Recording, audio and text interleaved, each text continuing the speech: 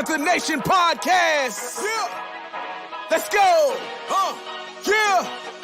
Oh, cut it. Cut right. And I would like to introduce one of the hottest podcasts in Carolina history. Let's go. Yeah. Talk, let's chat. We got time to chop it up. Talking analytics and fantasy draft. You know what's up. Panther Nation representing, cause this is where we talk that. Talk that's so incredible. Make them rewind that talk back. Pause. Talking Panthers football, we discussing it all. On and off the field, you know exactly who to call. You know we the #1 podcast. Competition is non-existent, you need to stop that. Pause. It's an honor to be a Panther fan, pause. At Bank of America, that is where we ball. Coming to the jungle, then you gonna feel the pause. Winning the trophy for the city, it is the cause. Black, white, and blue, we going Carolina strong. And this is the conversation where everyone belongs. Discussing all the numbers and topics, you know we got it. We the hottest podcast and we poppin', let's go.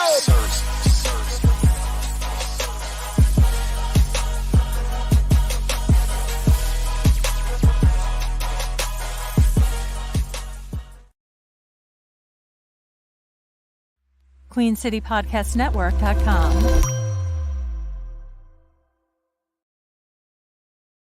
Yo, what's cracking, everybody? What's good? It's Dave Rashad in the building. What's popping with you, Dave? What's good, man? I can't hear you. Might be me, though. Is it me? Can y'all hear me? Or can y'all hear Dave? Is it me? Dave said it's him. Now you're good. There we go. What's good, Dave? How's it going, man? I got robbed, bro. You got robbed? Are you serious? Yeah, man. I got robbed in Orlando. Disney and Universal took all my money. Oh, I'm about to say, bro, don't play like that. Nah. I'm about ready to ride, Dave. No. I'm not in this. It was about to be a bird call, bro. We was about to make it happen. Nah, man. I got robbed, man. It was a robbery in Orlando, Florida. That's funny. That's funny. It was a robbery. Hey, so what you're saying is you did buy the ears. Is that what you're saying? No. My kids bought everything. That was the problem. I did do it around the world. You survived? All 12 countries in the rain at Epcot. That was first night. Oh yeah, I'm here. Then I missed Tuesday, but I hopped in. I was like, all right, they good, they straight. And then I said, all right, cool. Yeah. But dog. There's a couple things I've learned last week.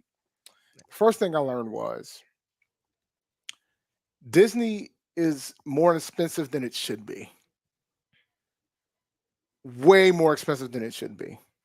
The first item my daughter came to me to ask about was a $55 water bottle.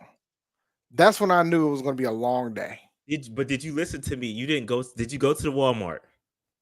No, I didn't go to the Walmart.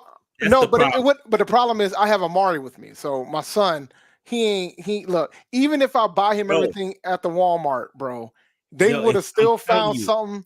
No, you would have went to that Walmart, bro. You would have solved a lot of issues, bro. I'm telling you. They have the Walmart Disney section is crazy. Like, it's a lot of stuff over there, bro. You probably would have got a lot of stuff that you ended up buying a lot cheaper. No, but the problem is that the thing is I have two kids that when they see something in a park, they're like, I want. And especially my son. My son will go 8. And then my son wasn't really going on rides like that.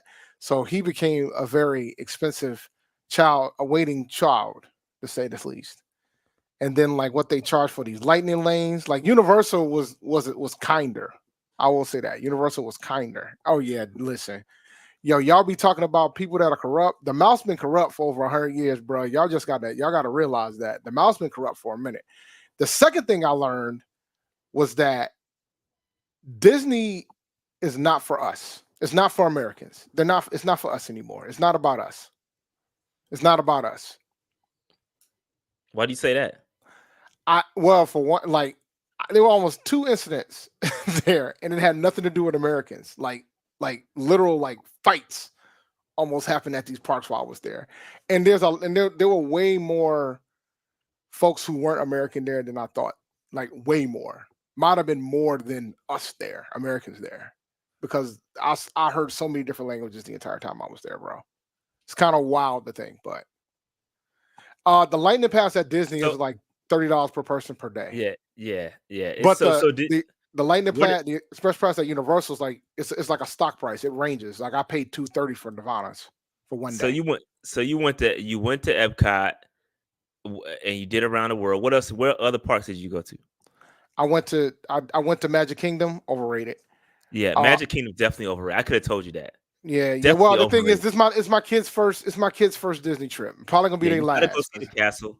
You gotta see the castle. You got to see the castle. We got a lot of pictures Yeah, about the castle. highly overrated, bro. Highly overrated. And then we went to Universal Studios and went to the main park and we went to Islands of Adventure. They loved that. And then we went to Legoland. They loved that. You know what the biggest thing they loved about Legoland?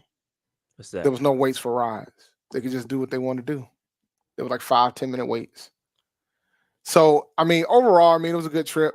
Only thing that sucked was my wallet. My wallet, like all the money I won off of Underdog, that's gone. It got donated to Disney and Universal. Shout out to Underdog and shout out to Dave for going to. So the better question is, I see the first thing you decided to do was jump on here and talk about how you got robbed at Disney and how Disney stole your money. But what you failed to mention was how your team did without you, Dave. I don't know. I honestly do not know. No, and you still don't know. I don't know. What coach are you, bro? You know what? I'm gonna keep it a buck with you, man. So let me give everybody background of how this went down. So my ex-wife, she was like, "I'll sign your son up for basketball," and I'm like, "All right, cool, no problem." So I brought him the first day. They're like, "We need coaches." Nobody was stepping up to be a volunteer coach, so I stepped up to volunteer coach. And to volunteer the coach. But I told him straight up, like, look, I can't do every week. I can only do occasional weeks because I'm out of town. I got things that I'm doing. And I don't have my son every weekend. He was like, all right, it's cool. He never gave me the information to do what I needed to do to inform the parents of when practices were. So my kids couldn't practice. Right. So I'm literally like doing practice right before the game and coming with game plans and stuff right before the game. Yeah, it's funny.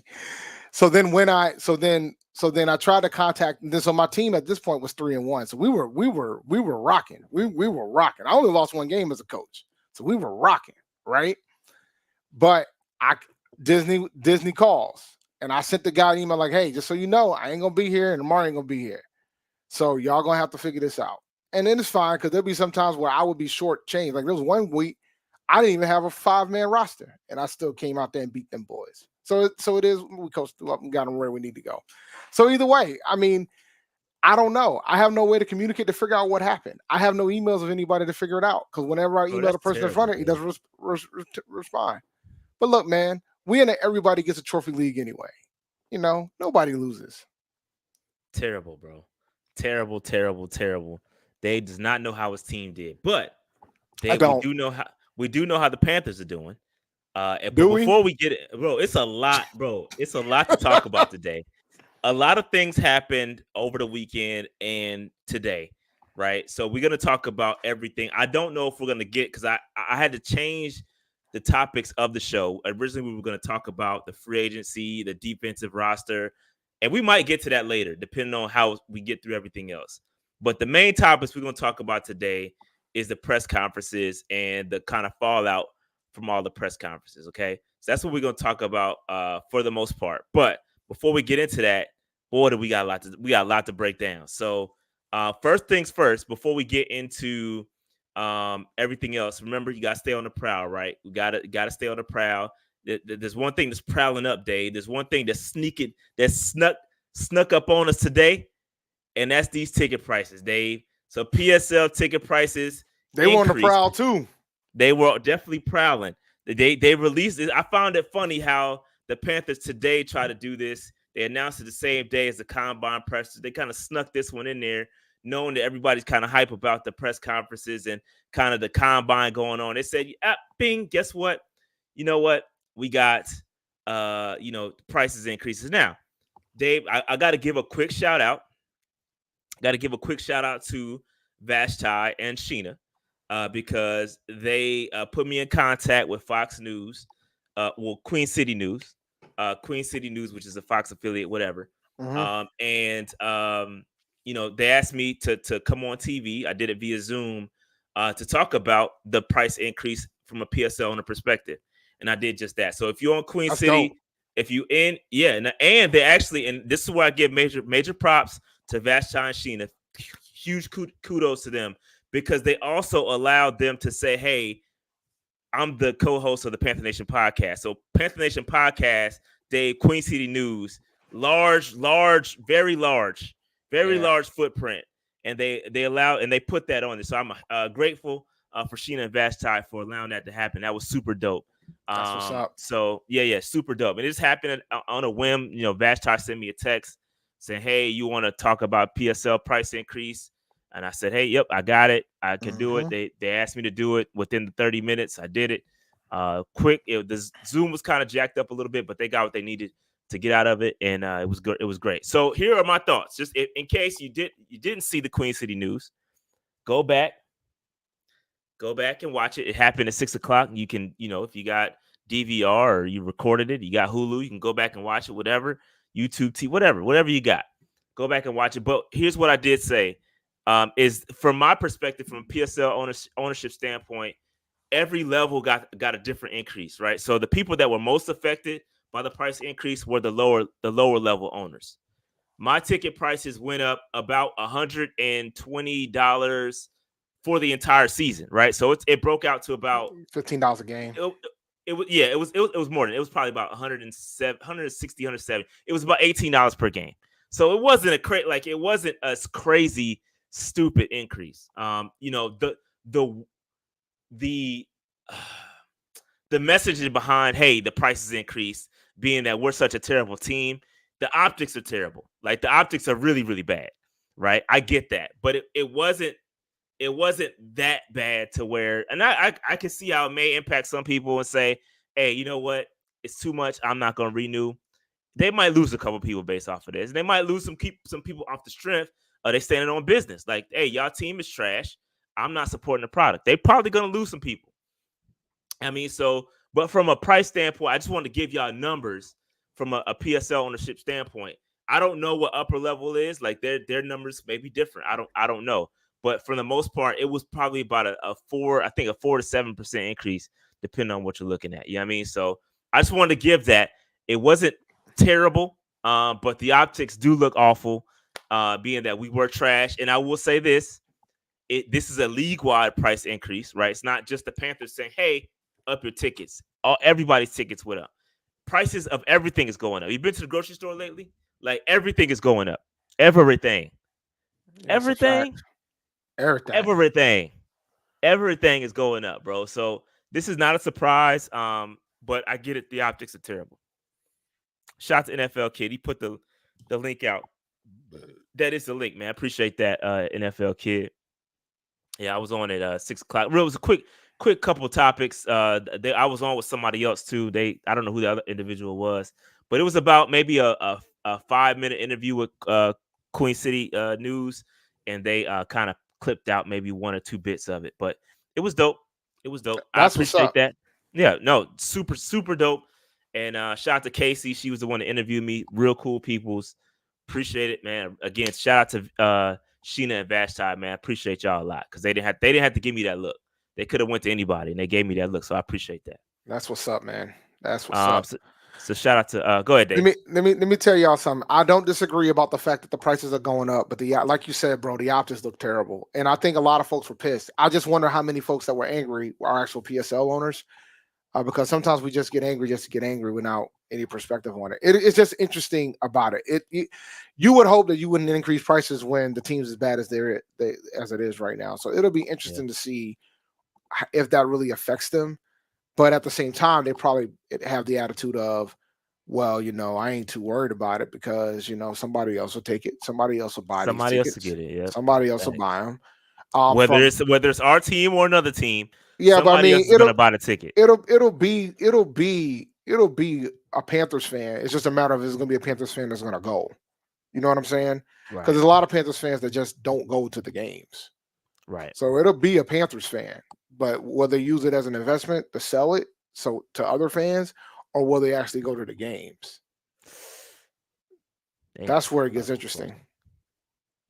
So, but overall, I understand. I get it. I get the economical side of the fence, but at the same time, bro, yes, everything's going up, but that means there might not be enough disposable income to cover stuff Right. like this. For Yeah, some and that's people. the point that came up on Queen City News is that a lot of people might start penny pinching, and that entertainment aspect is gonna be the first thing to go. You know what I That's the mean? first thing that's cut, Yep. Yep. and it's all layers. Like I think people are always going to be entertained, but then you ask yourself, well, how far is the entertainment going to go when it comes to going to a Panthers game? You can watch from television. Blackout dates are over. Yep. Like they don't do that anymore. That's true. So they can just watch the game on television. So Adam says, should I buy a PSL? Would it be profitable? Bro, I can't. I don't give investment advice. We aren't that ain't this kind of show. But you could sell your tickets if you want to, and try to break even. I tell you, you probably will make quite a bit of money on that Cowboys game, because we do play the Cowboys again at Bank of America Stadium, and it always ends up being a landslide of who shows up, because Dallas Cowboy fans are going to buy those tickets and they're going to drop money, because it doesn't happen very often. In fact, it has happened in back-to-back years. The Cowboys fans are going to drop that bag to come see their squad, and people are like, and there's a lot of Cowboy fans in the area too. Yeah, yep, a lot of money. A lot of money is made off of that Cowboys game. So I don't know. You got to look at the schedule, see where it is, and it depends. Like if the Panthers end up being good, you can also sell the tickets and make some money too. So like it's up to you, man. It's really up to you, and it's on you whether you decide to sell it or keep it. I mean, it is what it is. It is what it is. Or that's true. This is true. That game ain't gonna be in Germany, guys. Yeah, I think it's gonna be the Chiefs. It's not. They already official. said it's the Chiefs. They indirectly said it was the Chiefs. Yeah, it was it's kind of indirect. Yeah, the clues are out there, man. I anticipate us playing the Chiefs in Germany. And somebody asked if we're gonna go. It all depends on when that date falls.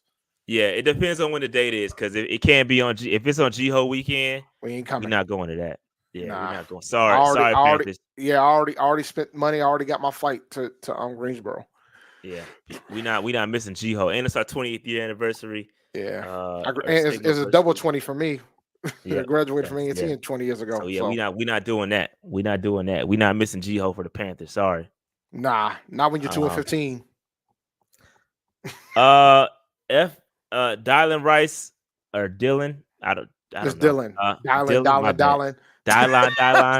Dylan. Shot. That's where my brain went. That was Chappelle. Shout out to Chappelle.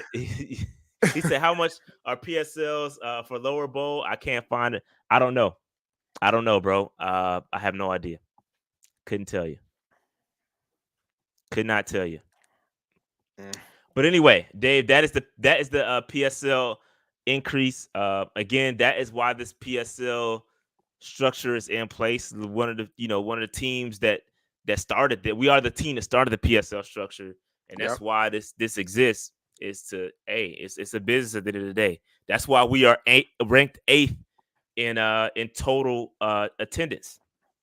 Even though we suck, those tickets are sold. But that's why y'all keep talking. Oh, don't show up.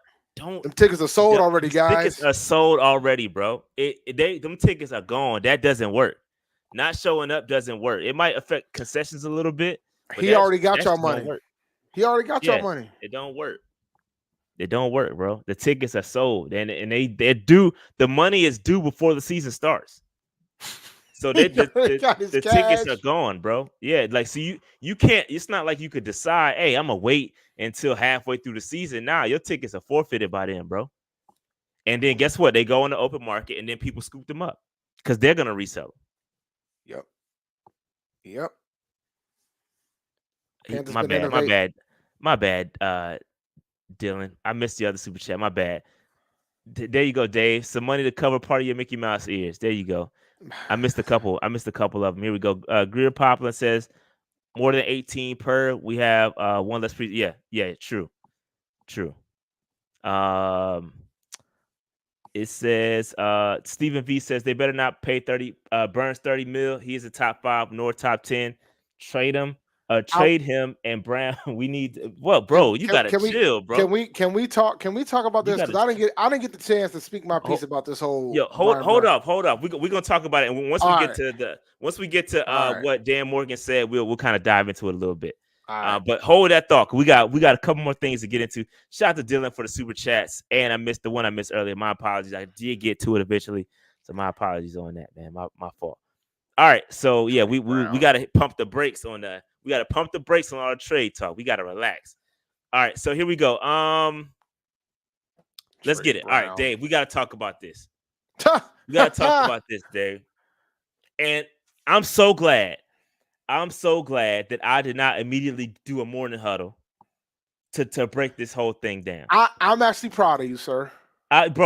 Me too, because it took everything in me to not tweet. I didn't say any. I have not, to this day, to this moment, I have not said anything about this. I talked about it on MD. I talked about it on my other show, MD, last night, but I talked about it a little bit. Here's my thing. I ain't mad at what Cam did. And I'm actually like, what made you think that you're going to go after a man that took Auburn to the national championship by himself? And you just thought it was a good idea. An NFL MVP, do 6'5", 240. Like, what made you think it was a good idea to jump him? And by the way, man, did you hear the response from the guys that jumped him? Yes, I did. I did, and that's why I think that's why it's important that I'm so glad I waited, because there's layers to this. It's not just. There's several things I want to unpack from this. Right. First off, like Dave said, bro, and their response is laughable, right? Because, bro, it's Cam Newton. No, like, you know what? You know what made their response laughable? Yo, man. Yo, folks are so sensitive, bro. So you telling me because that man trash talked, you had to jump? That's what I'm saying, bro. It's Cam Newton. It's Cam. Yo, we know he trash talks. We know that, bro. We know he trash talks. And for you to say you've been around him for 5 years and you've been around him for 5 years and you don't know that he trash talks, like, I don't understand. If you know this is how he operates and how he rolls, then why are y'all even so close? And then what? Here's my thing. Here's what frustrates me so much about this, right? This is Cam Newton, bro. This is a former NFL MVP, should be a future Hall of Famer. You don't just roll up on him like that, bro. Like you would not do this to Tom Brady. You would not do this to any other legend, bro. You don't do that. No matter what was said, it's trash talk. It's a game at the end of the day, bro. And at the end of the day, I'm so proud of Cam. I'm so proud of Cam because the restraint he had to not swing on one of them dudes and knock one of them dudes, bro, he was holding them away, like he was holding them back. He really could have destroyed them dudes, and he didn't. That can't be said enough, bro. He really could have hurt one of them dudes for real. You talking about 6'5", 260, well, 240, probably 230 now. Probably lost a little bit of weight. Well, bro, he could have really hurt one of them dudes, bro. He literally dragging one of these dudes around and got the other one in a bear hug, bro. And they can't even hit him. Like, he could have destroyed one of them cats. The restraint that man had, because it could have been totally different if he would have knocked one of them dudes out. And that's probably what they wanted. There's a lot of other layers to it. I guess he used to work for him too, or something. Like Cam used to. I mean, they used to work for him, and they used to be part of the team. That's what I'm saying. So all that said, yo, you know him. You know Cam. Like, you know how he is. It should have never got to that. It should have never got to that, bro. Yeah, I mean, so it sucks. It sucks, and I hate that Cam had to go through this, bro. Because this is some negative stuff that don't need to be. Well, he could clear the air on this podcast later this week, I'm guessing. So if that's what he wants to do, I'm sure his people his legal people tell him not to say nothing. I'm sure it won't be necessarily unpacked like that. And if it does, he can be very careful about what he says and how he does it. I don't think this is gonna be a typical Cam Newton banter, because this could be legal aspects to it. Because if you think about it, and if what they're saying, if allegedly what they're saying is right, Cam put his hands on them. So and they kind of reacted. That's what they said happened. So again, I don't think he's going to talk about this like he normally would. But so here's the thing though. I don't pay attention to what the media says because guess what? The media reacted incorrectly. The media said it was thought kids he did it. that did The kids jumped him initially. Yeah, they had to clean that kids. up. They're not kids. They're adults. They're grown men. They're adults. That's why I'm glad I did not react to this because I thought it was kids too. They're not kids. They're grown men, bro. Initially, folks were saying kids, and then I saw one tweet saying, "Nah, those are the coaches from the other team." And those are adults. They're not kids, bro. And that's when you see Shannon Sharp and all these other cats reacting to it and talking about kids. They're not kids, bro. These are grown men. They're adults. They're coaches. So that's why we can't go with them. That's why you mute this. That's why you can't watch this stuff like that, bro. You got to be careful, man, because everybody's talking about it. I've seen I watched Cam and Mace talking. They were all reacting as if they were kids. These are not kids, bro. They're grown men. That's why you got to wait. That's why you got to be patient and wait till the whole story come out before you start yapping.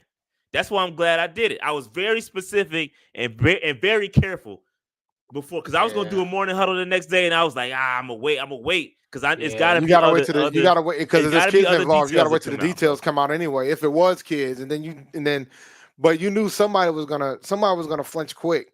Somebody was gonna say something because it looked bad, and it looked like they were jumping Cam. You know what I'm saying? So they tried. They attempted. Oh God, they tried, and they failed. Attempted, but they failed miserably. And go ahead, Dave. My fault. Go ahead. It's just so. When I saw the response, I'm thinking to myself, dog. Why are you out here trying to get this clout now? We already caught your ass getting your ass beat. We done here. There's no discussion to be had. There's no story that you can come up with that can give you a reason why you did what you did.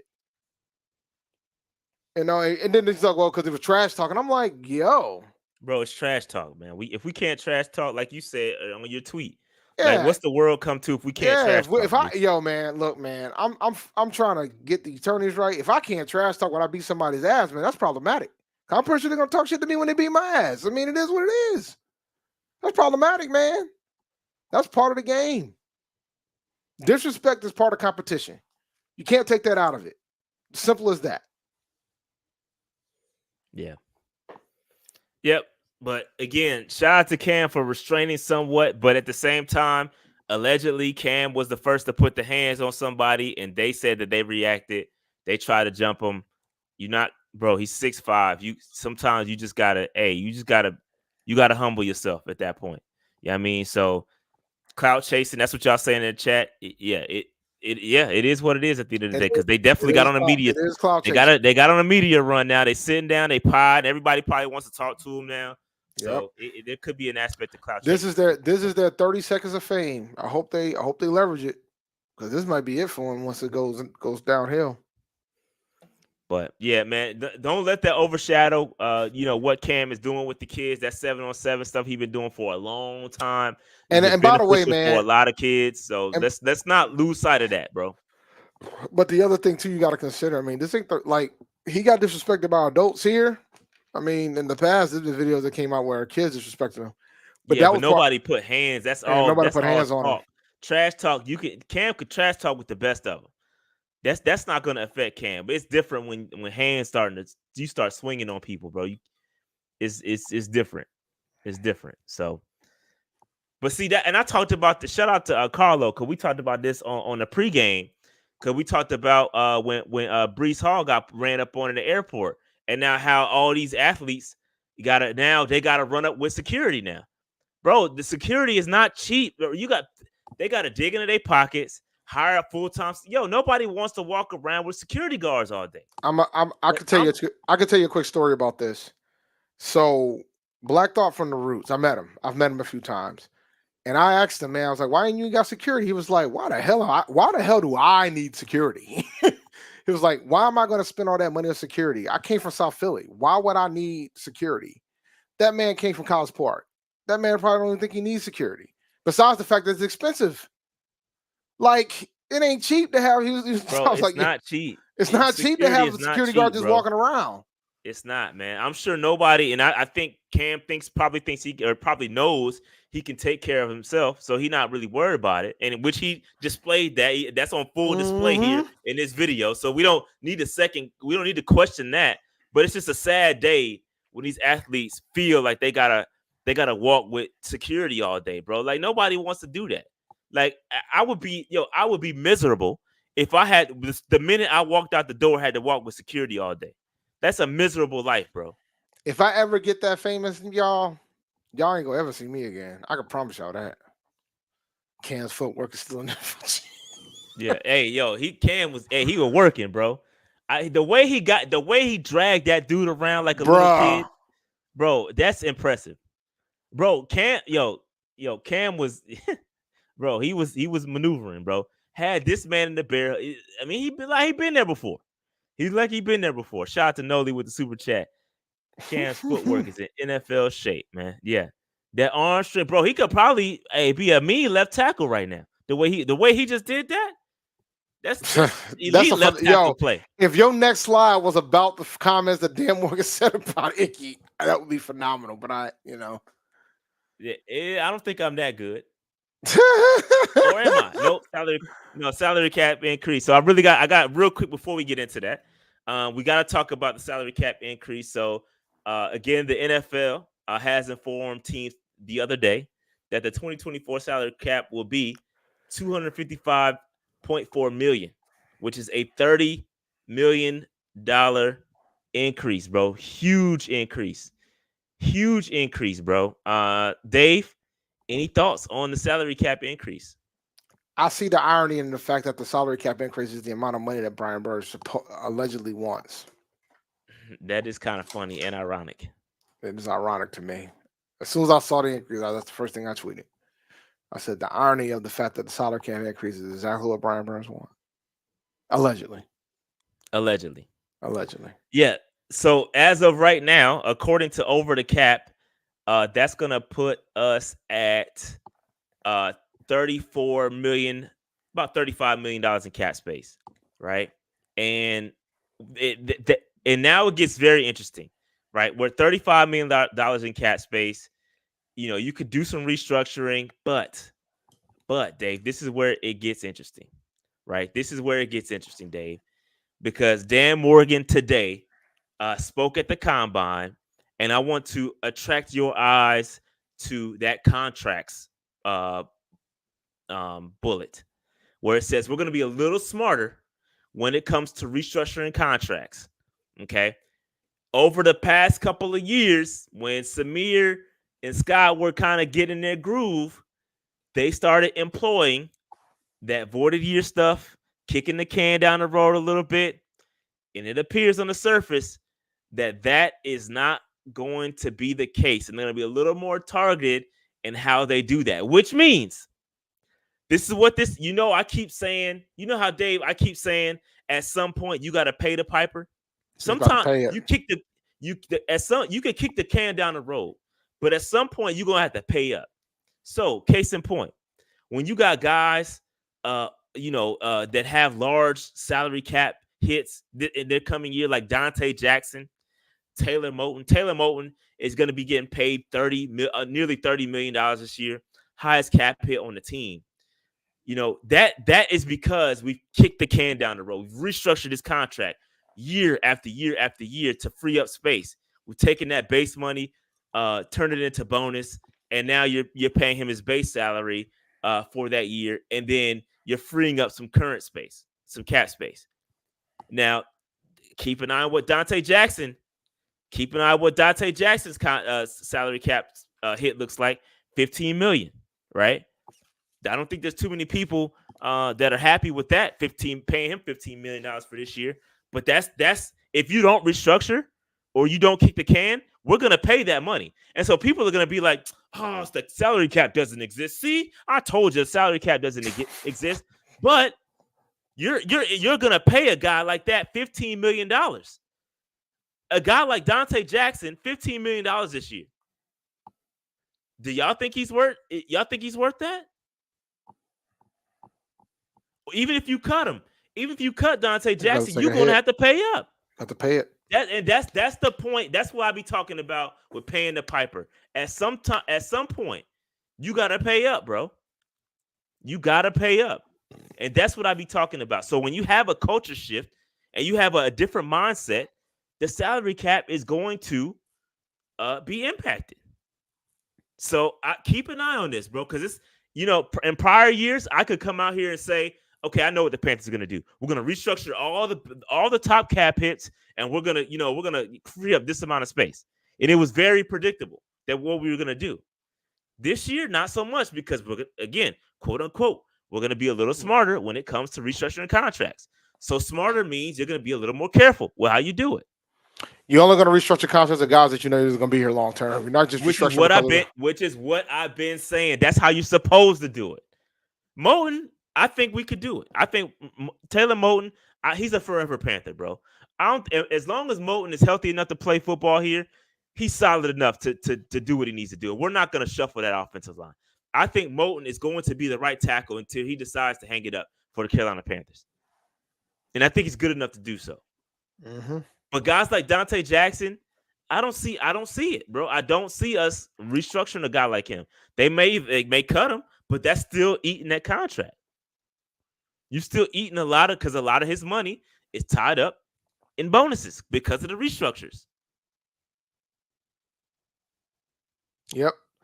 Yeah, it's going to be interesting to see what they do with Dante Jackson's contract. I mean, I don't know if you can trade him. I mean, you still going to have to take the salary. You got to take some of the guaranteed money. You got to take the guaranteed money, right?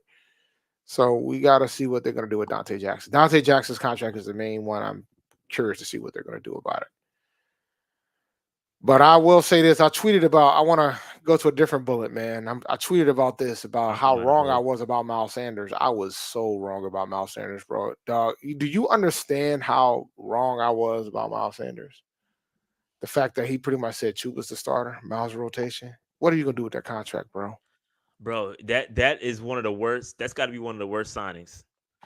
It's not a good look. That contract is a nice contract for a guy that's RB2, bro. And that's not a good look. His cap hit next year is 7.6, or this year, 7.6 million. He's basically uncut. I mean, he's uncuttable, really. You can't really cut him until after this year. So it's tough. I mean, he at least he was mentioned, right? At least they did mention him to let him know that he's going to be the backup. Yeah, he was mentioned. He did. At least my man mentioned him straight up because they asked about the run. It was like, oh, nah, Chuba's going to be the starter. Miles is rotating. My God, man, do you? Good grief, bro. He was mentioned. Yeah, I guess Chuba's a dog and Miles ain't. That's what we're rolling with. That's what we're gonna roll with. Hey, listen. Some of them got pit, some of them got poodle, bro. He said basically that's what Dan Morgan said, basically. Dog. So yeah, man. It's tough. It's tough for Miles Sanders. I mean, I guess it's not. At the end of the day, you getting paid. That's probably the last big contract he's ever gonna get. And so I can't knock him for getting that bag and being RB2. So it is what it is. Shout out to Chuba, who's this year's gonna be a contract year for him. I predict, I'm going on record right now, just based off of the comments that Canales had, based off the comments that now Dan Morgan said about Chuba, bro. I'm gonna sit up here and say, bro, 1,000-yard season loading for Chuba. I'm booking it, y'all. Bold prediction early in the game. Early prediction. Oh, early, bro. Book it. Chuba 1,000-yard season. It's gonna happen. Icky, Dave, let's talk about it. Icky, staying at left tackle. All you folks who want to move Icky, that want to take a wide receiver at 33, this helps your chances. I mean, I still think we probably could use another interior lineman, but this helps your chances a little bit. I kind of figured that we're going to have to keep him at that position anyway. When you sit down and think about it, you kind of have to. When you drafted him with a top 10 pick, you can't bench him. Be curious to see Yeah, how he does with new personnel. I can't be mad at that answer, but that also tells me that they don't think offensive line is as dire as no, we I thought. don't. I don't think that's the case. No, I don't. I don't think that's the case at all. I don't think that's the case at all. I think that. I Nobody. think that. I think that with Icky specifically, and I'm not talking about the rest of the offensive line. I'm talking about Icky.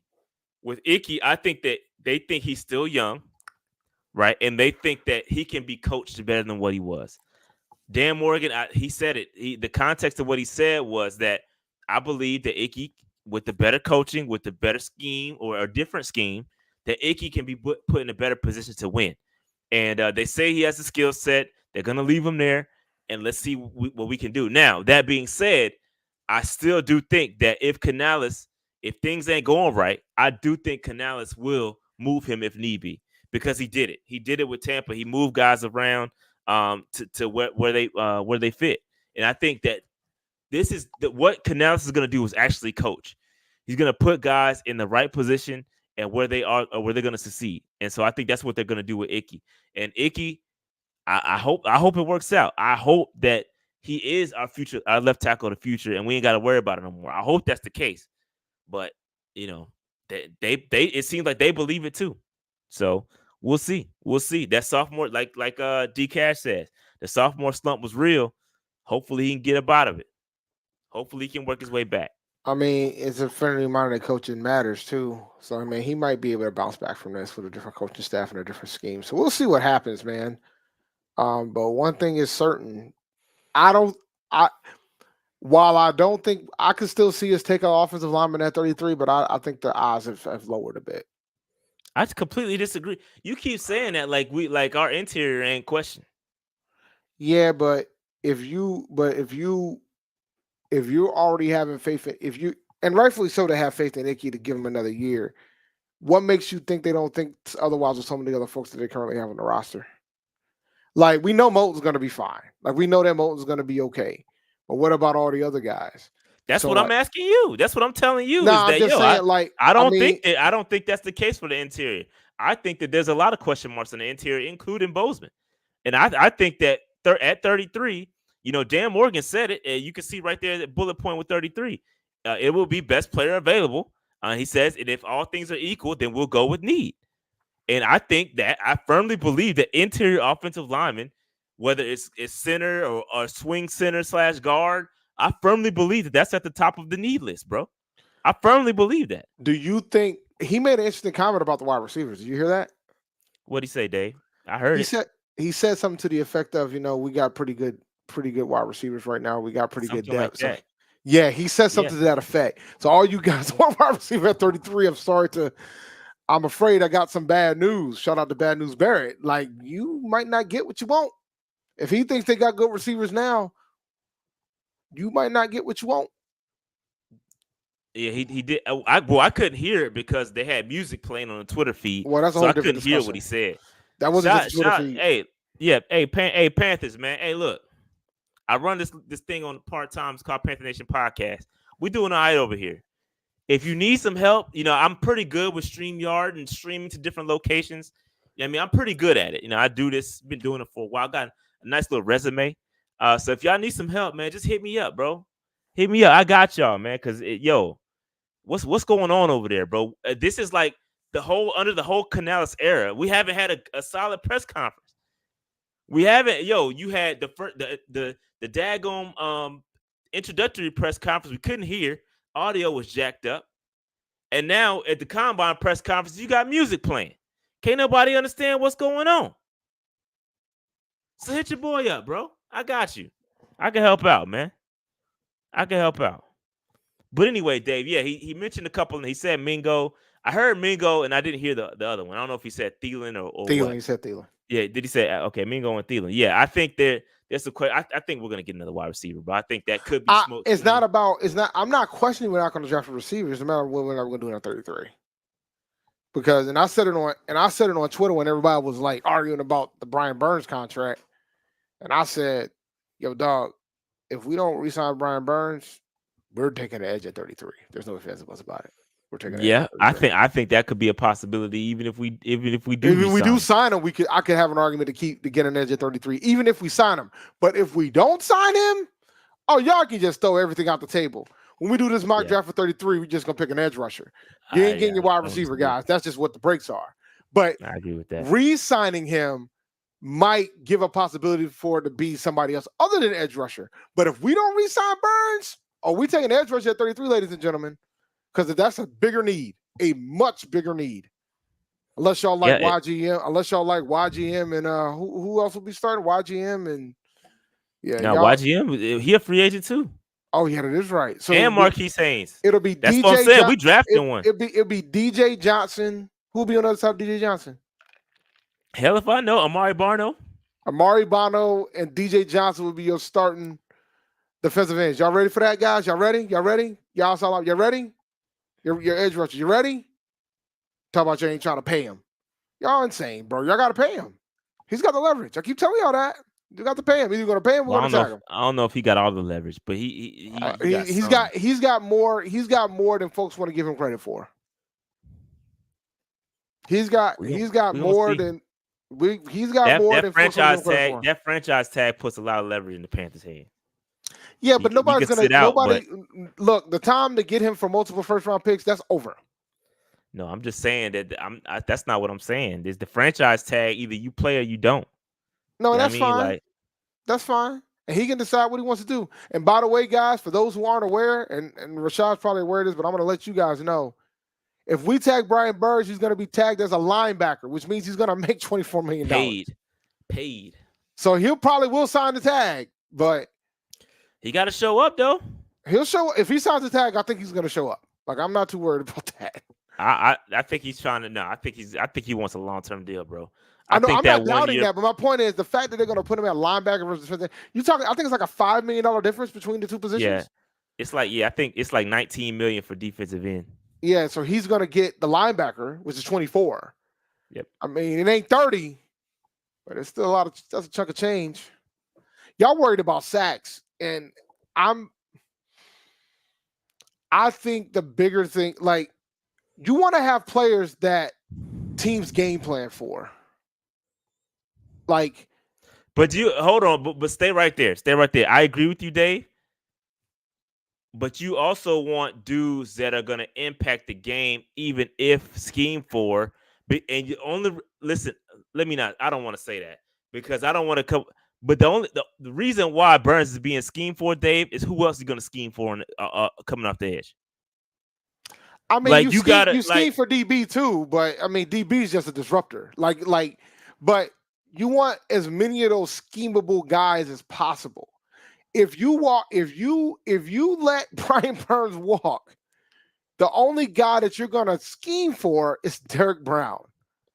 You're not worried about DJ Johnson, guys. Sorry, you're not worried about whoever else they're gonna put on the other side of him. The bottom line is, NFL teams are still scheming for Burns, whether he's getting the sacks. I know you're worried about the sacks or not, but you got to remember too, folks are talking about how great of a year YGM's had, and he's a free agent too. You think he did that by himself? I think Burns being out there helped him a little bit. So y'all gotta understand how this works. So you can't like folks wanted YGM cut before the season started. Folks wanted him gone. Now all of a sudden we're trying to figure out a way to pay him. So, dog, when I looked at the remaining edge rushers that we would have on this roster, it's brutal, guys. It's brutal. It's bad. We've been talking about for years about the fact we don't have a pass rush. We keep letting these guys walk through the door. Like, we just keep letting them walk. We let Reddick walk, then wonder why. And now you're like, oh well, we gotta let Burns walk and wonder why, right? And then you say, well, we're giving this quarterback had plenty of time. They got plenty of time. Why can't we get to the quarterback? We out here trying to get a dang on sack with DJ Johnson and Amari Barno, trying to figure out how we're gonna get to him. Dog, we got to sign these guys, man. I understand folks feel a way about the $30 million. I get it. I completely get it. But you gotta look. Burns is still being schemed against. You gotta sign him. That's why I think he has the leverage. Yeah, he's gonna get tagged, but I'm talking about for a long term. And I think we're gonna get a long term deal done. But I think we as a fan base have a habit. We have a habit of not appreciating what we have until they're gone. We have a constant habit of that. We have a habit of it. We don't pay guys. You know, when I was a Hornets fan, the reason why the Hornets left the first time was because y'all ran the owner out. Y'all, the Hornets, Charlotte, the city of Charlotte ran that owner out because he would not pay free agents. He would draft these guys, have this phenomenal squad. You wouldn't pay Larry Johnson. You wouldn't pay Alonzo Mourning. You didn't want to pay Jamal Mashburn. I think the first guy y'all finally paid, I think Mashburn was the first guy y'all finally paid. But y'all had all these stars. Y'all never want to pay him. And y'all ran that man out of here. Y'all ran the owner out of here. You have to pay. You have to pay Burns, man. You have to pay him. And you got to pay Brown. But I don't think we have to have an argument about this at this point. You can't pay. Everybody wants to talk about the salary cap being non-existent. You can't pay everybody. Both. That's all I'm gonna say. You can pay them both. You got to extend Luvu too. Jared says 14 two-time Pro Bowlers in the draft. Burns is one of them. 24 defensive ends drafted, only 5 with 40+ sacks. Burns is one of them. That's some good stats. Good stats right there to support. Gotta pay him. Like, what are we? You gotta pay a lot of people, bro. Like, so let's talk. Well, about the problem is that we paid the wrong people. That's the issue. Well, we paid the wrong people. That's true. We paid DJ Moore, then we trade him away. And the reason why that don't mean he was the wrong person to pay though. No, it was the right person to pay. Let me finish. He was the right person to pay at the time. There's no question about that. DJ Moore deserved the money that he got. But when you made the decision to trade him away to Chicago, that meant that you had to get a deal done with Burns. You had to get a deal done because you could have traded him, but you decided to trade DJ. So you had to get a deal done. But why? Did you not trade Burns? Because you thought he was part of your long-term plans and you thought you could replace that position. And I know folks are like, well, our wide receivers weren't that good. I get all that. But figure out what happens when you can't find a pass rusher. They're hard to find too. Harder than a wide receiver. Way harder. You don't know, you don't believe me? Why y'all? What have you all been watching for the past couple of years? Wade says, I'm all for teams having to scheme for Burns, but we need that game-changing mentality when it matters most. But I'm for Burns getting paid. So who's going to come in? I mean, we got a list. I mean, there's a list we could take a look at. But real quick, let's take a look at what Dan Morgan specifically said about Brian Burns. He said all options are on the table. He said that multiple times. Shout out to Chris Jenkins from Charlotte Vibe, who said who sat down with Dan Morgan and spoke to him about Brian Burns' situation. He's just saying that we're not taking no calls right now, but all options are on the table, including a franchise tag. Also, he mentioned that they're going to be talking to Brian Burns' agent this week during the combine. So we're going to hear some more kind of things may start to shift, and you may hear some things. Brian Burns did tweet, keep pounding the other day. I think something's going to get done. I think there is a way we can get this done. But you cannot get what. Here's the thing. Here's the thing. You've got to be able to once you pay Brian Burns, right? That doesn't mean all problems are solved, right? No. You have to be able to draft. When you start paying, when you pay a player, you better be equally matching him with a high draft caliber person, right? Now, I'm not saying that he needs to be drafted in the first round, but the dudes better start contributing because you cannot answer all your questions in free agency. That's what we've been doing the past couple of years. I feel like we've been trying to get everything done in free agency.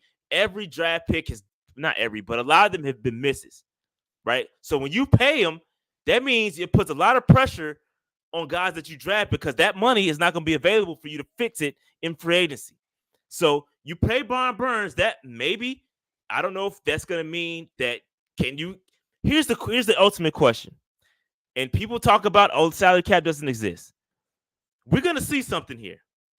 Is it possible? And I'm this is a rhetorical question. I'm not really looking for you're welcome to answer in the chat, but I'm not really looking for an answer for this. Can you pay Brian Burns, extend Frankie Louvu, and Derek Brown? Yes. All three of them. Yep. So here's the deal. You have to, and this is where I get a little analytical. Maybe I overanalyze a little bit. Here's where I start to think about it, bro. When it said when Frankie Louvu name came up, we gonna get him done. We can't let him walk. He got that dog in him.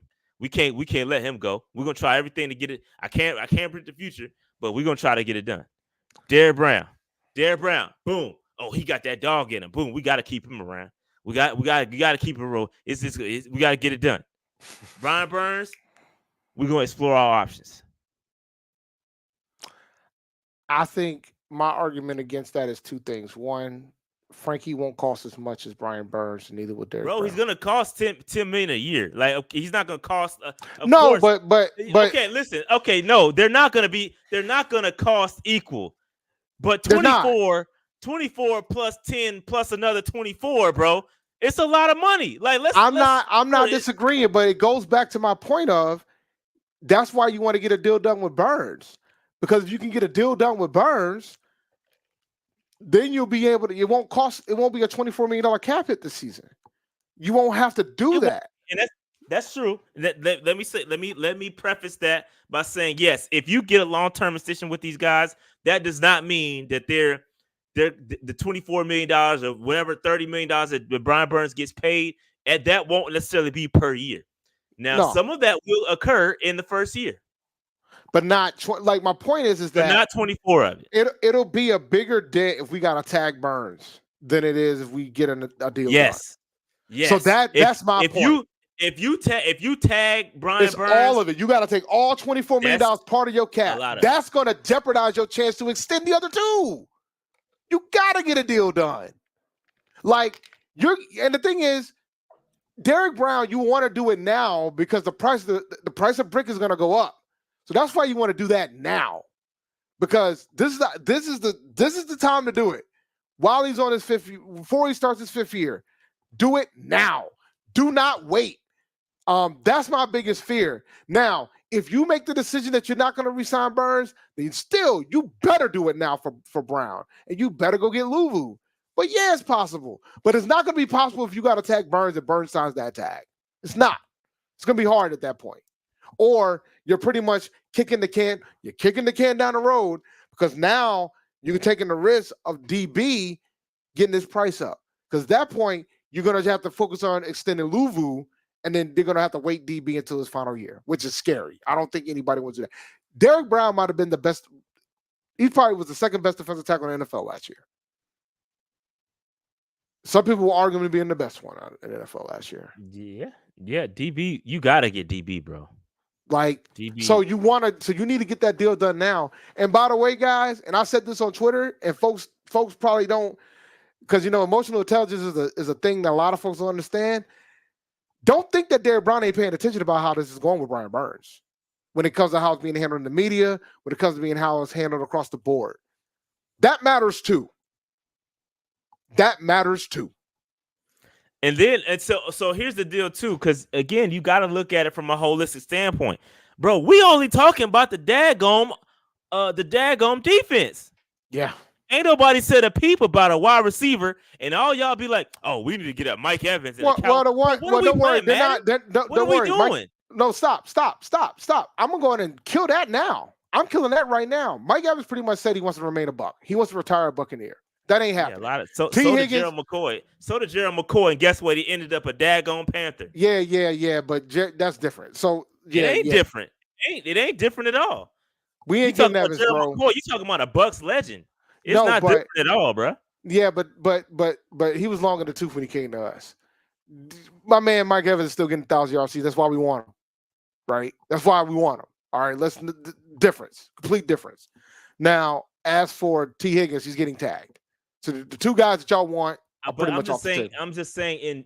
There's a Calvin Ridley. Then there's gonna be guys out there that we want and they want to take a look at. When I say they, I mean the fan base.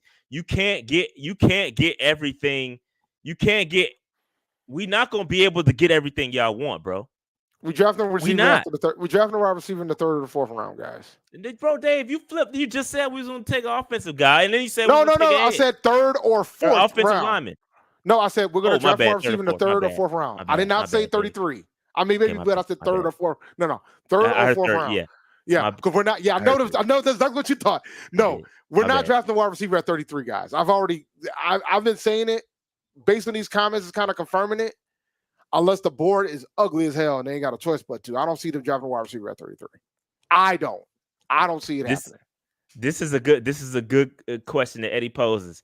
How much can the Panthers actually fix this offseason? A lot. It's a great question. A lot. Teams turn around every year. Yeah. They do. Okay. Am I lying? Yeah. D'Amico Ryans did. A lot of gaps. Did. He did, but I would argue that they had a lot of pieces already that just needed to be. Yeah, I mean, so I don't think we have the pieces that they have. I'm gonna be honest. When did I say we were gonna take a wide receiver at 33, Alex? I never was for team wide receiver at 33. Maybe like maybe eon, like we're talking months, but I've been on offensive line at number 33 for a while now. Yeah, Wade says I've heard Dan call multiple defenders a dog except Burns. When Dan talks about Burns, it gives me he's a nice guy vibes, and we're willing to move off from him. Bro, like he did it today, bro. Like he did it today. Like if you and again, that's my analytical. Again, I have a flaw. I overanalyze. I look into things that maybe don't need to be looked into. That's me. But I'm hearing what Wade, like I saw what Wade said. I agree with this. Even if all right, let's say hypothetically, Dan Morgan thinks that Burns is just a nice guy, and he gives nice guy vibes. You know who else gives nice guy vibes? Every other signed edge rusher on the Panthers. You got to sign one of them. And you're probably going to sign the one that's most effective. And that would be Burns. Everybody's like, who's Bryce supposed to throw to? Bro, Bryce can't throw to nobody if he ain't got no protection. I ain't saying we're not drafting a wide receiver. I'm just saying we're not doing it at 33. If the wide receiver position is as deep as you guys say it is, we don't need to draft one at 33. Pause. We don't need to draft one at 33 if that's the case. Like, if the position is as deep as it is, we don't need to draft one at 33. We could draft one in the third round. Yeah, I think it just depends. I don't want to get this. I hate getting into what should we draft at 33 right now because we don't know, bro. Again, it happens every single year. We go through this, and there's a guy. We're gonna go through day one, and there's gonna be a guy sitting there right at the top where we pick. That if it's not for us, like a quarterback, and it's sitting there, and somebody else wants him, we're either gonna trade out of that pick. Or we're gonna draft the guy that's sitting there that is our guy that fell to us. So we can sit up here and say, oh, we want a wide receiver, or we want a. But bro, if the best edge rusher on the board is sitting right there, we gonna take him, bro. If the best offensive lineman guard is right there, center, we gonna take him. If the best wide receiver on the board, we gonna take him. So I think we have so many, and this is where I get. You know, we got a lot of gaps. Like we look at it, bro, we got a lot of gaps on this roster. Like it's not just, oh, we gonna sign Brian Burns, Derek Brown, and Luvu, which is gonna take the bulk of our cap space and all our problems are solved. Like that's not it. That's like a third of the problems we gotta solve. Right? That's just like we got a lot of issues on this roster, bro. It's a lot. And it could open up even further once we start to figure out what Canales wants to do offensively, right? Like we don't know that Canales has the guys that he wants. So you could be talking about interior guys, you could talking about wide receiver, you could be talking about tight ends, You could be talking about additional. There's a lot of issues. On this roster, bro. And I don't think we just gonna f around and solve everything in one. Like we got a ways to go. Now I will say this: signing Burns, Luvu, and Brown would do a hell of a lot for the future, right? That's gonna help us in the long term, and in the short term. But we got a lot of gaps. We got plenty of gaps, yo. A lot of gaps. And that's where I'm like, okay, yeah, we get those three guys. That's gonna take the bulk, bro. This is a lot. Like, people don't sign when you look at off seasons, bro. How many people have off season like this where they sign in these like you talking about when I did the list, bro? Brian Burns is near the top of the free agent edge class. Frankie Luvu is at the top of the free agent linebacker list. DB at the top. Bro, this ain't gonna come cheap, bro. And people just saying, oh yeah, we can do it. That's easy, simple. Yeah, no, bro, okay. We'll see. If it happens, DB got a year left. DB got a year left though. Yeah, he does. Got a year left. But I'm just saying. But it goes to show, like, you got to remember too, like we always talk about having that quarterback on the rookie deal. That's true. So you got to pay these guys now for the well ones drive when it's time to pay the quarterback. Like you if you believed that Brian Burns is part of your core, you got to sign him. So here's the thing. Who else are we gonna pay? So this is a question. Who else are we gonna pay? This is a great question, right? Because it's not okay. So let me see if I can break this down, because the way my brain works, I might not be able to explain it properly, but I'm gonna try my best. Okay, so when you talk about paying these guys, they're gonna be likely backloaded deals, right? So the bulk of their money is gonna be in the back end of the contract, right? Yes, the salary cap increases every year. We understand that, but you gotta be able to, when you structure these contracts, you gotta have that future in your mind too. You can't just you first of all, you have to hit on draft picks. In order to make a Super Bowl run, you have to hit on draft picks. That's like it's not debatable. You got to hit on draft picks, and then guess what? When you get in that Super Bowl window, that's when you're gonna need to sign those big free agents that you like, the cherries on the top. I.e., who would, I don't know, like when you go get like an Odell Beckham, or you need another elite pass rusher to sign opposite of Brian Burns. That's when you need that money to go and sign big names, is when you end that run. When you're in the Super Bowl window. We're not in the window. Like this will help us get to the window, but we know we probably 2 years away, a legit 2 years away from the window, 2025. So you got to have money. You got to have money when it's time to build and add those cherries on the top, those big name of guys that are ring chasing, right? You know, we always get to this. We always get to those guys at the end of the year, towards the end of their career. Oh, we know that where they're gonna sign. They're gonna sign with the Chiefs because they're gonna want a ring. We gonna need those kind of guys. Yep. So what I'm saying is, yes, it sounds great. You just got to have a future mindset as well. You can't just look in the short term. And I agree. I'm not saying we shouldn't sign Brian Burns. I'm a Florida State guy, bro. I like Brian Burns. I think if we can find a way to make it work, let's get it done. I love Frankie Luvu. I want all three of these guys. I really want all three of these guys. In my brain, I just have a hard time.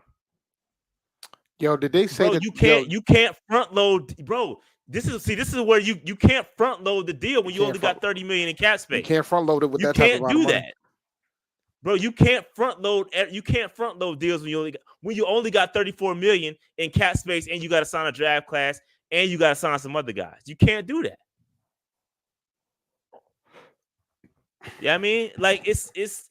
When typically, and the reason why you have to backload them is because you have no cap space in the short term. So they're going to be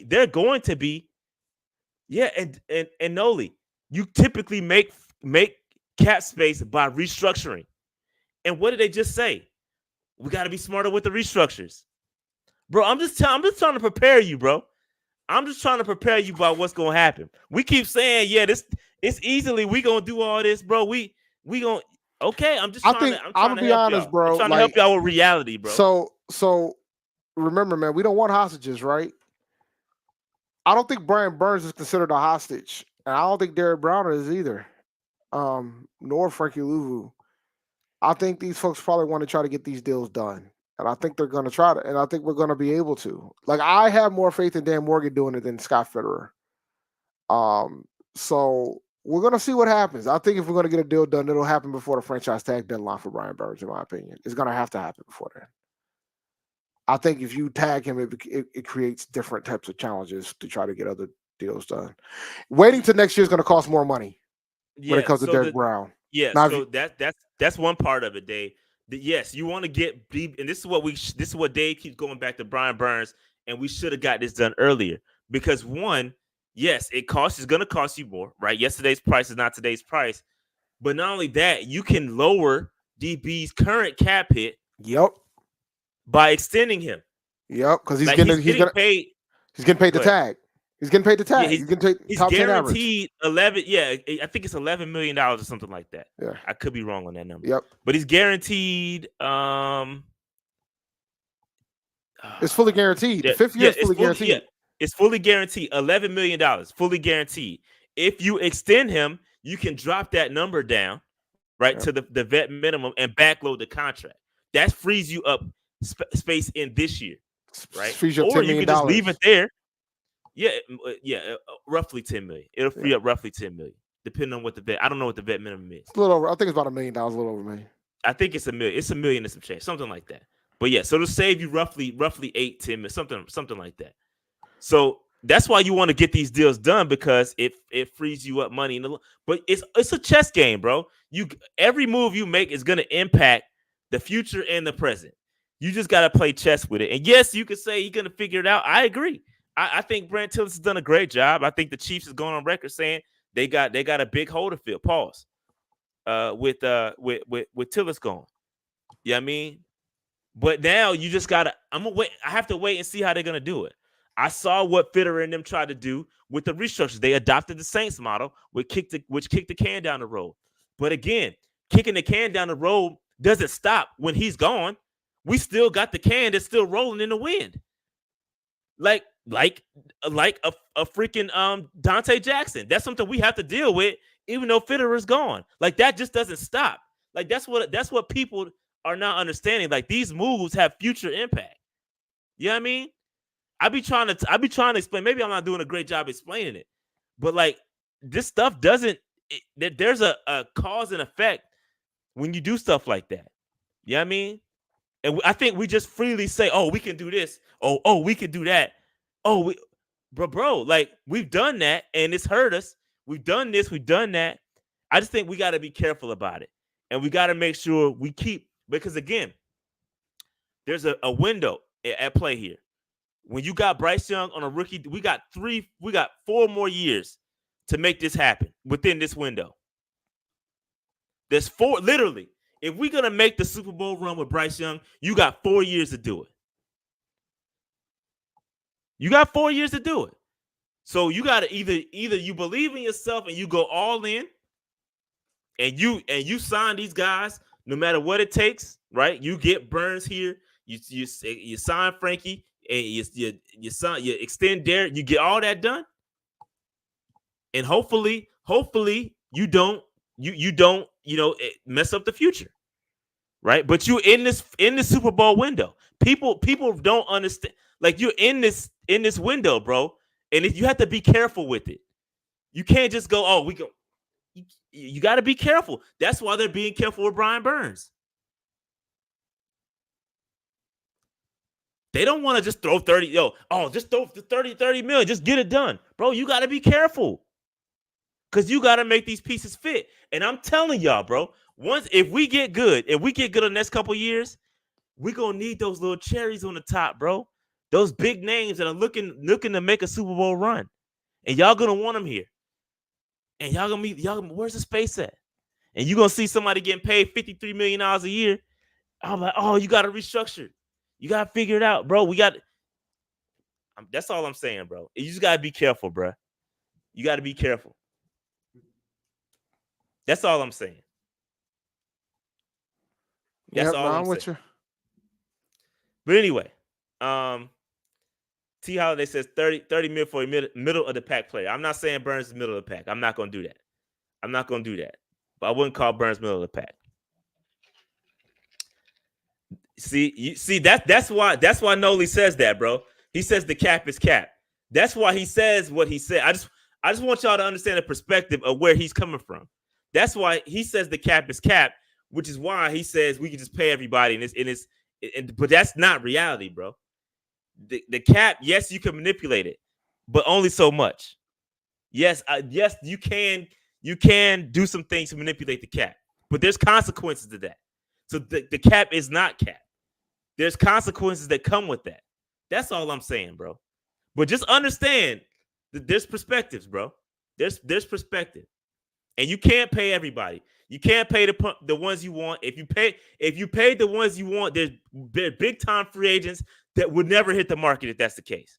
If you paid the ones you want, there would never be a big time free agent hit the market, and we see it happen every year because you can't pay everybody. You can't. So the cap does exist. But I'm just saying there is a lot of people, and I'm not saying Noli's wrong. There's a lot of people that operate within that mindset that says the cap ain't real. And so you could say that their perspective is easy to say, oh, yeah, just pay everybody. Hey, just pay. Oh, yeah, just get it done. But the reality is you can't. That's why Dan Morgan comes out and says, we got to be a little smarter when it comes to restructuring contracts. Because the cap exists. You got to play the game. Because guess what? If the cap didn't exist, we would restructure every year and not worry about it, i.e. the Saints. But it's impacting the Saints too. Nobody talks about it. They just see them get under the cap every year, but don't see the consequences, especially when you're not drafting well. When you draft well, bro, you can hide a lot of this stuff. When you stop drafting well, you get exposed.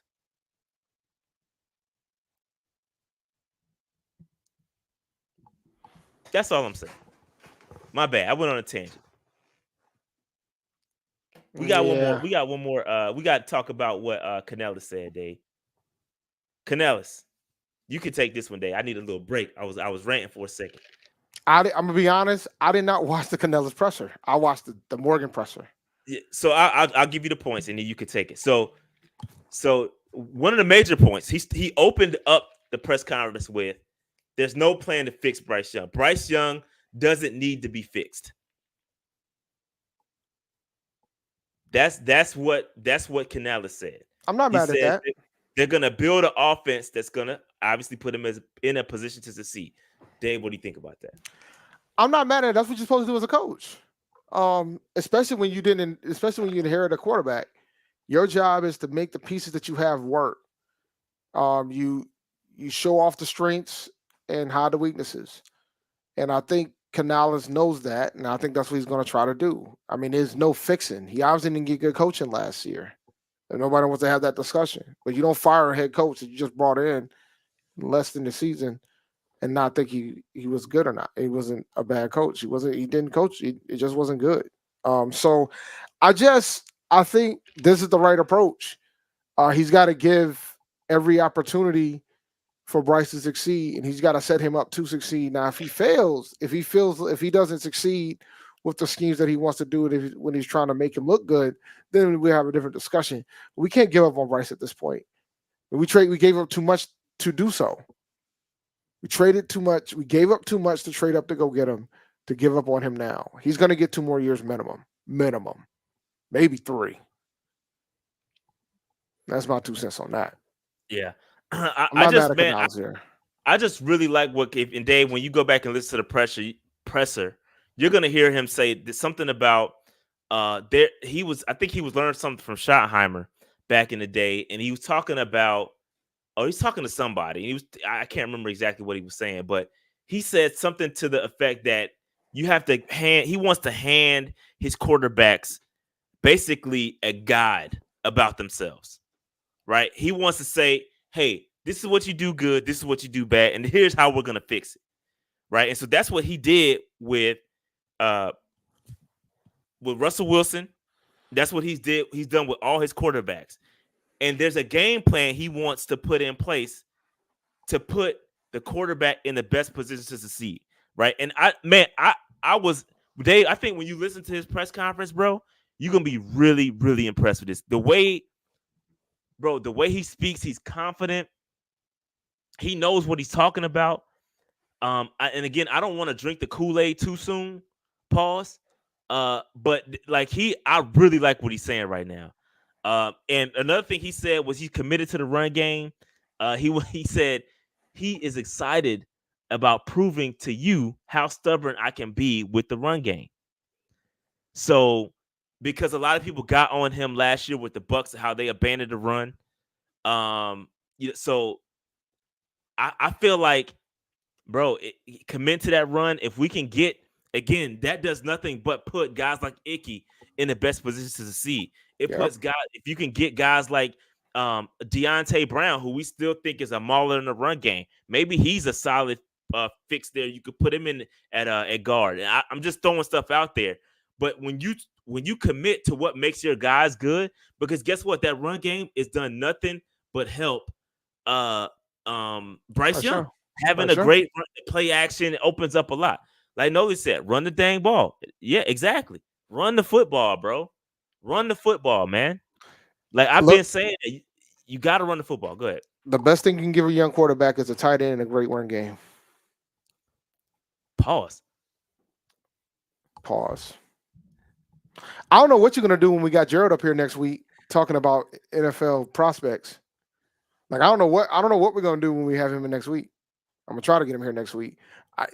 Dude, like there's gonna be a pause in every sentence he says. Maybe. There's no maybe in it. So I'm gonna need you to not laugh.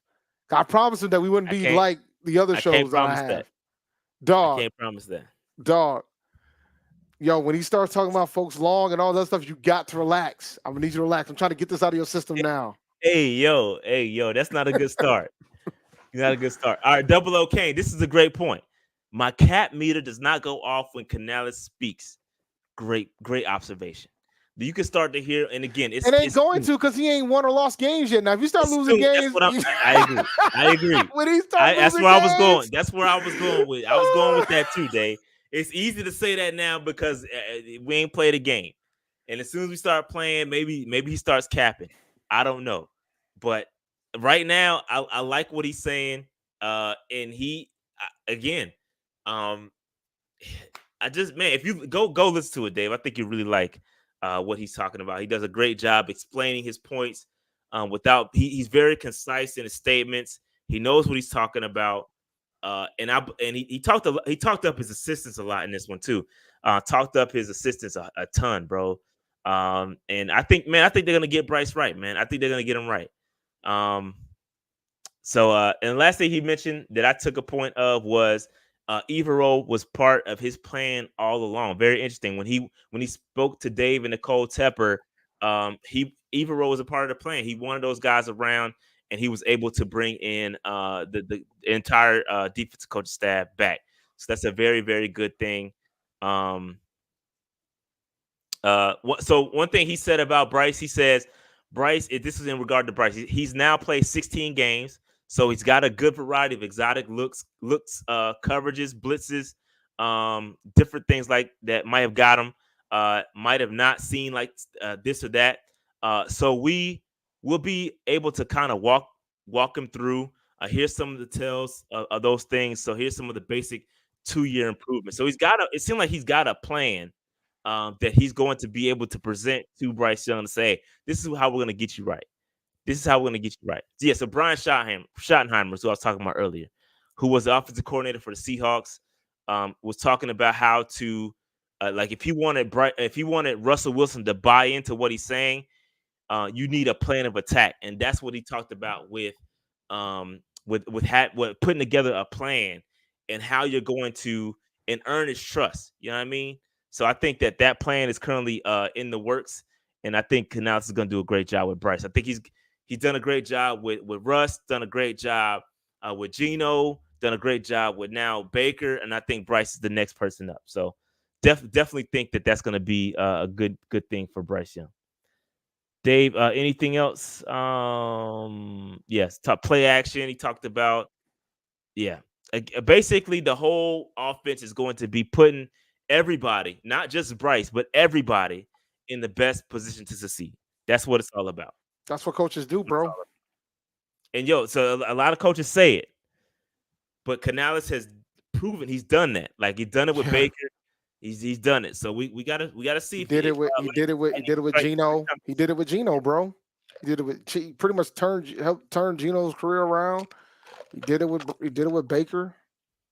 And Bucs fans were in a panic when they found out our man was leaving. So we'll see how it goes.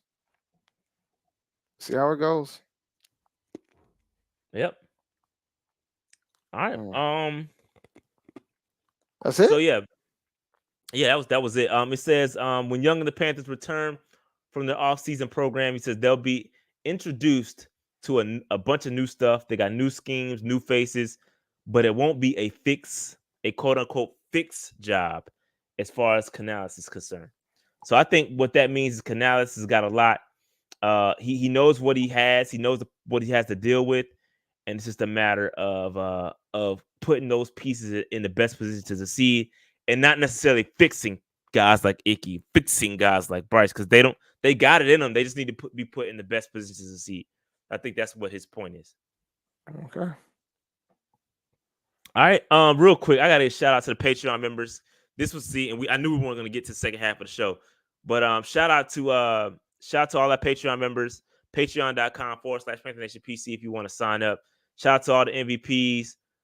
Shout out to all the franchise folks, and shout out to all the free agents, man. We greatly appreciate y'all support to the channel, and yeah, man, doesn't go unnoticed. We greatly appreciate y'all. All right, and I was gonna stop here. Oh, Dave, you want to give Underdog a quick shout? Yeah, man. Go to UnderdogFantasy.com. Use the code PNP. Right now they got best ball going on for the NFL, the upcoming NFL season, and the rookies are already in there, ladies and gentlemen. So this is the time where you can have some leverage to get some pretty good teams in for your best ball draft. So go to UnderdogFantasy.com and use the promo code PNP when you do. All right. With that said, Dave, I'm gonna save this for the next show or whenever we get to it, because it's a lot to get to, and I don't want to rush it. We'll come back to this at another time. This basically is going through the top 10 free agents on the defensive side of football at each position. Just a quick sneak peeks. Just because I want y'all to see edge rushers. Just real quick sneak peek. So Brian Burns at the top, Josh Allen right under him, Daniel Hunter, Chase Young, Bryce Huff. Somebody asked me about Huff early in the chat. Greenyard, Clowney, Leonard Floyd. So those are the top 10 guys that are available right now. I want to remind folks of this, because I think people tend to forget this. Folks got to want to come here. Okay? Folks got to, we're going to go over this another week, but I just want to remind y'all, folks got to want to come here. They have to want to come. They have to come to the altar. They want to be here. Be here. Like, these is cute. See all these free agents? It's cute. But they got to want to be here. And if we got to pay hostages, they're going to ask for more money than what these numbers show. I just want to put that out there for all you don't pay Brian Burns truthers. I just want to throw that out there. We can pursue all we want, but there's 31 other teams that's going to pursue too, is my point. Brian Burns wants to be here. So, he had a combine this week. I should know because the Legacy Bowl was last weekend. So yeah, so with the combine, yes, I'm gonna try to do something. I can't promise that I'm gonna be doing a watch party or streaming during it. I can't promise that. I'm gonna try. If I'm available, I'll try. I got a couple things to do this weekend, so we will see. If not, I'll get to it. I'll be right here with y'all. So keep that notification bell on and popping, and we'll watch it together, react. I'll try. Specifically, I want to go live for either the edge rushers and the wide receivers. So whatever days those occur, I'm gonna try to go live. I was just about to ask you what day that was. Definitely want to see the receivers. I don't know what they are off the top of my head, but I definitely want to get to those for sure. I'll be in the borough this weekend. Yep, shout out today. Yeah, you got to swing by the crib to get these glasses out. Yeah, if I'm gonna do it, it's gonna happen. It'll either happen Saturday or Sunday on my way back. I'll let you know. But because I got to head to Columbia on Saturday, but I'm gonna enter a video game. I'm in a tournament in Greensboro, and I got to go to an event on Friday. So should be good. My daughter's gonna tour A&T, so that should be good. Thank you, Pride. Yeah, it should be good. Oh yeah, she gonna love it. She definitely gonna love it. We're gonna see. It's gonna be fun. Looking forward to it. I got it. Matter of fact, I got to hit up somebody about that. But she's booked for a tour on Friday before the event I gotta go to that afternoon. But yeah, man, it's gonna be interesting to see how the combine goes. I know the HBCU combine was last week. There isn't, from a wide receiver standpoint, there's only a couple folks that they had some corners though. They had some pretty good corners. I will say that. And we had some Aggies that showed out, man. We had a couple offensive linemen that showed out. Tariq Stewart and Lawrence Regrone. Tariq Stewart is the guy. He's it. That's somebody we could potentially pick up as a preferred free agent if he doesn't get drafted. But 6'5", 3'3", 305, 310. Right tackle. So, but yeah, I think I'm done. I'm done unless you got something else for the group. Nope, that's it. With that said, man, make sure you hit that like button, subscribe button, notification bell on the way out. We'll holler at y'all next week or sometime during this weekend. Keep that notification bell on, man, and we'll tap in this weekend. All right, stay up, stay on the prowl. We out. Peace.